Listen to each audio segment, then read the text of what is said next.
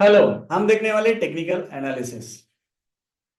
Types of analysis में दो type के एनालिसिस होता है। एक होता है fundamental analysis based on study of economic factors, और दूसरा होता है टेक्निकल। वहां पे हम क्या करते हैं, चार्ट का स्टडी करके और प्राइस की हिस्ट्री देख के हम प्रेडिक्ट करते हैं कि फ्यूचर में ये स्टॉक ऊपर जा कितना जाएगा या नीचे कितना जाएगा। ये एनालिसिस हम टेक्निकल एनालिसिस पे करते हैं। टेक्निकल एनालिसिस में हम प्राइजेक्शन यूज करते हैं और फंडामेंटल एनालिसिस के ऊपर अंडरलाइंग बैकअप जो कंपनी है वो देखते हैं कि वो अंडर वैल्यूड है क्या ओवर वैल्यूड है, और अकॉर्डिंगली हम डिसाइड करते हैं बाय करना है क्या सेल करना है। तो कोई भी स्टॉक्स बाय करने के पहले आपको खुद को पता होना चाहिए कि वो स्टॉक कौन सा स्टॉक बाय करना है, कौन से प्राइस को बाय करना है, और वो स्टॉक का टारगेट क्या रहेगा, उसका स्टॉप लॉस क्या रहेगा, और उसके टाइम फ्रेम कितने दिन में आएगा। जब तक आपको ये पता नहीं तब तक आपको कोई भी स्टॉक आपको बाय नहीं करना चाहिए। तो आपको रिस्क रिवॉर्ड रेशियो प्रॉपरली पता होना चाहिए, आप टेक्निकल एनालिसिस से पता चलता है। तो टेक्निकल एनालिसिस में हम देखा कि study of price charts using historical price data. Historical price data देख के हम फ्यूचर की प्राइस मूवमेंट देखते हैं, और ये हमारा डिमांड सप्लाई के ऊपर होता है। डिमांड बढ़ गई, प्राइस ऊपर गई तो हम बाय करते हैं, सप्लाई बढ़ गया नीचे जा रहे तो हम सेल करते हैं। तो डिमांड और सप्लाई के ऊपर टेक्निकल एनालिसिस वर्क होता है। तो यहाँ पे हम यूज करते हैं जापानीज कैंडल। तो जापानीज कैंडल 16वीं सेंचुरी से जापानीज लोग यूज करते थे राइस का कॉन्ट्रैक्ट के प्राइस देखने के लिए। तो इसमें कोई भी कैलकुलेशन नहीं रहती है, ये वन पीरियड डेटा होता है। और ये जो जापानीज कैंडल है ये वन डे और वन वीक की यूज करना है जब आपको लॉन्ग टर्म इन्वेस्टमेंट करना है। आप इंट्राडे करोगे तो 5 मिनट से आप कर सकते हो, 5 मिनट 50 मिनट से यूज कर सकते हो। तो इंपॉर्टेंट फील्ड्स में आपको ओपन हाई लो क्लोज आपको समझता है जापानीज कैंडल के ऊपर, जो कोई भी वन पीरियड का डेटा होता है। जैसे ग्रीन कैंडल मतलब बाइंग हो गई तो ग्रीन कैंडल आती है, सेलिंग हो गई तो आपकी रेड कैंडल आती है। तो ग्रीन कैंडल और रेड कैंडल में ओपन हाई लो क्लोज और बॉडी और शैडो, ये आपका सब पैरामीटर्स है।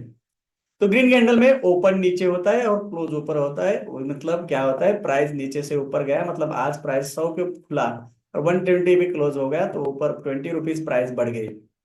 बेरिश कैंडल तब बनती है जैसे प्राइस 120 को थी और प्राइस नीचे गिर गई, 100 भी क्लोज हो गई मतलब 20 रुपीज से प्राइस नीचे क्लोज हो गई, तो ये आपकी रेड कैंडल बनेगी। और ग्रीन और रेड कैंडल मिला के आपका क्या बनता है, चार्ट बनता है। तो जैसे प्राइस फील्ड में देखा आपको, रेड कैंडल में ओपन ऊपर रहता है क्लोज नीचे रहता है, और ग्रीन कैंडल में आपका ओपन नीचे क्लोज ऊपर रहता है, और हाई और लो दोनों कैंडल के लिए सेम ही होता है। Chart and candle stick chart, तो ये तीन टाइप के चार्ट होते हैं, ये चार्ट्स के पैटर्न है।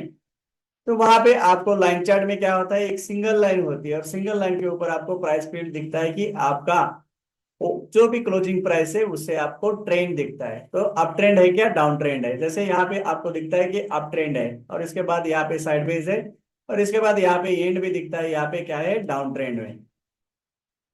उसके बाद बार चार्ट आता है। बार चार्ट आपको ओपन हाई लो क्लोज दिखाता है, जैसे ये बार चार्ट है, जैसे ग्रीन में यहाँ पे राइट में आपको ओपन दिखता है और इधर आपको क्लोज दिखता है लेफ्ट में।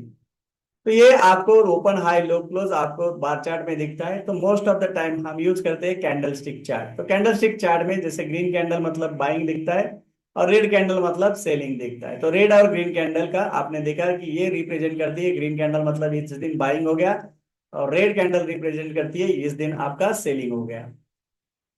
उसके बाद ट्रेंड होते हैं, तीन टाइप के ट्रेंड होते हैं, up trend down trend and sideways. तो मार्केट में ट्रेंड के हिसाब से चलता है। तो ट्रेंड मतलब क्या है कि direction in which market moves, market कौन से डायरेक्शन में मूव होती है उसको हम क्या बोलते हैं, ट्रेंड बोलते हैं। तो जैसे अप ट्रेंड में क्या होता है, हायर टॉप हायर बॉटम, मतलब मार्केट ऊपर ऊपर ऊपर ऊपर जाता है तो वो अप ट्रेंड में चलता है। और डाउन ट्रेंड में क्या आता है, lower top lower bottom, lower top lower bottom down trend में बनता है। और साइडवेज में क्या होता है, market with in that band, मतलब रेंज बाउंड रहता है। तो up trend down trend sideways ये मार्केट के तीन ट्रेंड होते हैं। तो साइडवेज में moving with in a short band. तो जैसे आप ट्रेंड लाइन खींचते हो तो ट्रेंड लाइन के लिए आपको सपोर्ट और रेजिस्टेंस पता होना चाहिए। तो सपोर्ट क्या होता है, support is a level on the price chart from which stock price moving up. तो स्टॉक प्राइस जहां से अप स्टार्ट होता है मतलब मार्केट नीचे आ गया और नीचे से सपोर्ट लिया, अब जहां से प्राइस ऊपर मूव हो गया तो ये आपका सपोर्ट होता है। रेजिस्टेंस होता है, resistance level is a level on the price chart from which price starts moving down. Price ऊपर ऊपर जा रही है और ऊपर से रेजिस्टेंस आ गया तो प्राइस नीचे मूव होती है। तो ये आपका हो गया सपोर्ट और रेजिस्टेंस। तो सपोर्ट और रेजिस्टेंस लाइन ड्रॉ करने के लिए रेजिस्टेंस लाइन ऊपर रहती है, जैसे कोई भी 2 या 3 पॉइंट आपने खींच लिया टॉप का तो वो आपका रेजिस्टेंस होता है। तो रेजिस्टेंस जैसे आपने मार्क किया और जैसे रेजिस्टेंस एक बार ब्रेकआउट किया तो रेजिस्टेंस वापस सपोर्ट का काम करता है। तो सपोर्ट और रेजिस्टेंस लाइन आपने मार्क करने से आपको पता चलता है कि आपको कहाँ पे वापस रिवर्सल हो सकता है और कहाँ से स्टॉक सपोर्ट ले सकता है। Thank you.